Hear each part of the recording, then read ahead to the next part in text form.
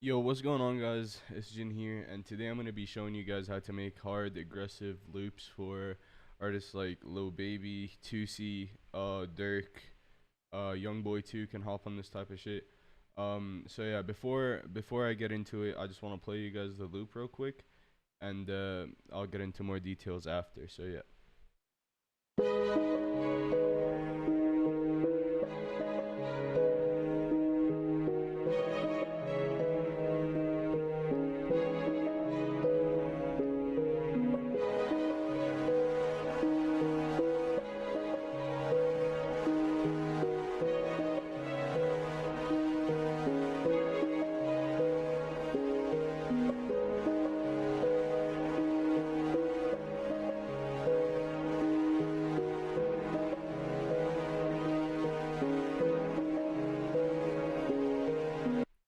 Alright, so the first thing I started off with was this piano. It's from Contact. It's from I don't know how to say this person's name, but it's from Spitfire Audio.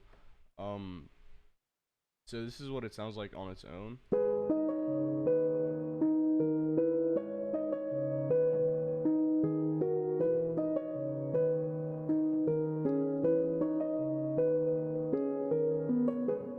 So it looks kind of confusing, but it's actually very simple.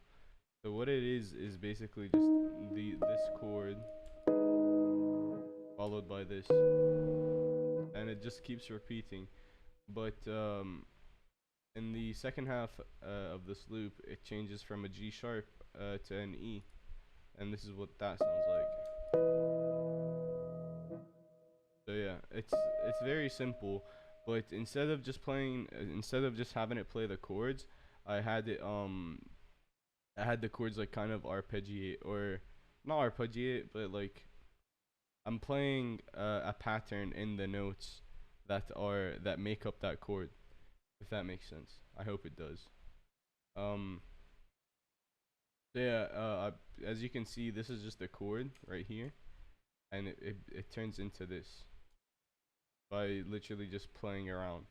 And I added some like notes that aren't in that chord, just to like help transition into the next chord. For example, if you look at this right here, it goes A sharp, B sharp, and then back into that C sharp. So this is what that sounds like.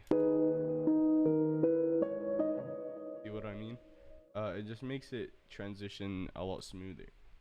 Next up, after I made that piano, I added these keys. I just added these piano chords in the back just so you can see them with the ghost notes.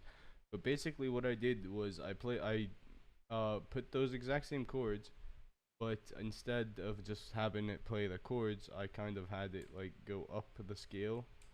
If that makes sense. Or not up the scale, but like play each note of that chord like going up. That makes sense. So this is what it sounds like.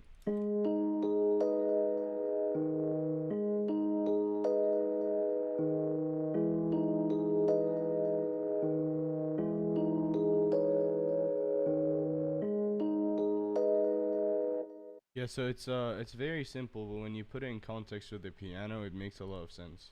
So this is what they sound like together.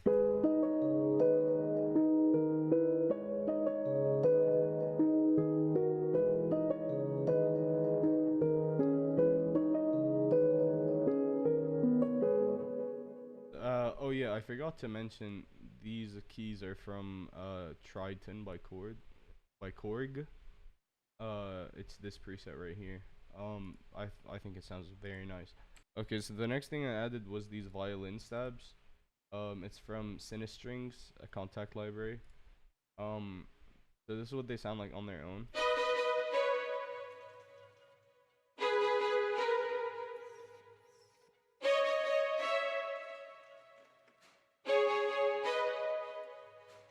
Okay, so I added the MIDI in the back just so you have more context as to what the violins are actually playing. So basically the top two notes of this chord is what the violins are playing. I change them like every time they come around just to add variation. But like as you can see here, it plays this D sharp. Here it plays this G sharp. and it goes again. However, here I changed it from a B to a G to a C sharp because I thought it sounded nicer. It just adds like more suspense, I guess. Okay, so these stabs that come after, these just singular stabs, I'm not having them play the exact same notes because I wanted to do like a walking melody type thing. So as you can see here, it plays a D sharp, here it plays a C sharp, here it plays an A sharp, and then here it plays an E, and then here it plays like a D sharp again.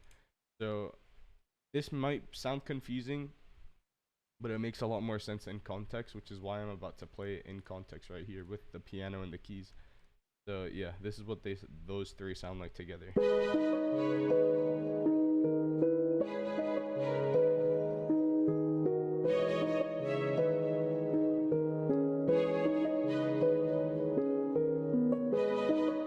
Yeah, I think it makes a lot more sense.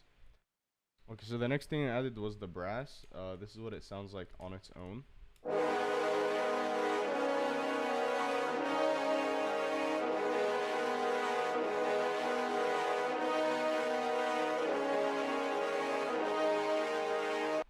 Okay, so it's a contact library again, Center Brass Pro. It sounds pretty good to me. What I did, I added the piano MIDI again, just so it gives you a better idea of how I actually work, because I always have the main MIDI in the back.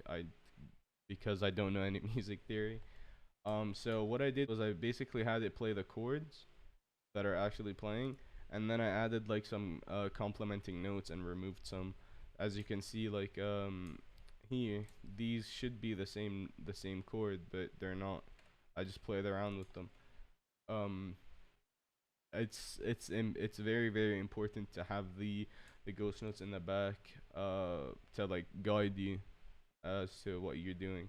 So this is what they sound like with the violins and the piano and the keys.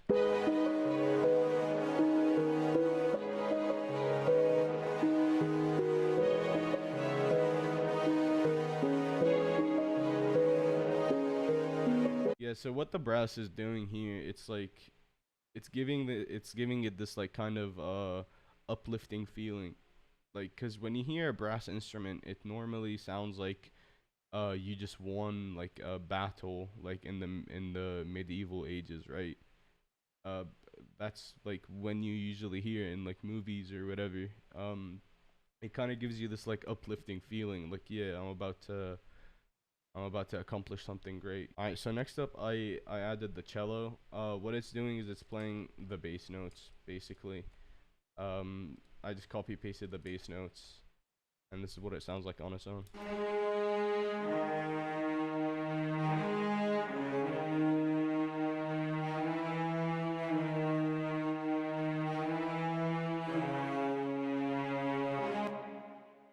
Yeah, that's what it sounds like. And in context with everything else, this is what it sounds like.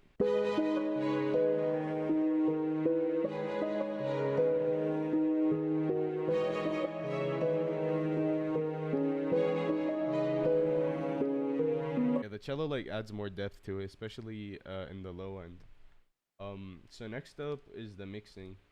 There's honestly not much going on besides the routing right here, but like it's just EQ and the compression on literally everything. Everything is just the same thing, EQ and compression.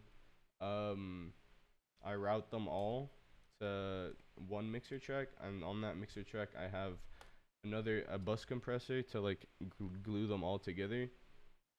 um and then an imager, S1 imager from Waves, and then I have parallel compression to give it more energy, and then it's just delay and reverb. If you were wondering why I didn't just put delay and reverb on the main channels, which are highlighted right now, it's because it gives you more control, I feel, because when you play with, if I were to just put a reverb on the main channel itself and just play with the wet dry knob, it doesn't really give that much control, because all it's really doing is it's just lowering the volume of the reverb. It's not actually giving you any more control over that. However, if you were to send it to its own mixer, if you were to put the reverb on its own mixer track and route the main one to it, it gives you a wet dry knob here, and it also gives you a volume control here. So yeah, it gives you more control over it, and same with the delay. So yeah, I hope you guys learned something. I know it was kind of all over the place. It's my first tutorial. I hope you guys learned something. Please let me know what you want to see in the future, or any like feedback on what I can do to improve these. Um, but yeah, thank you guys for watching. I'm out. Peace.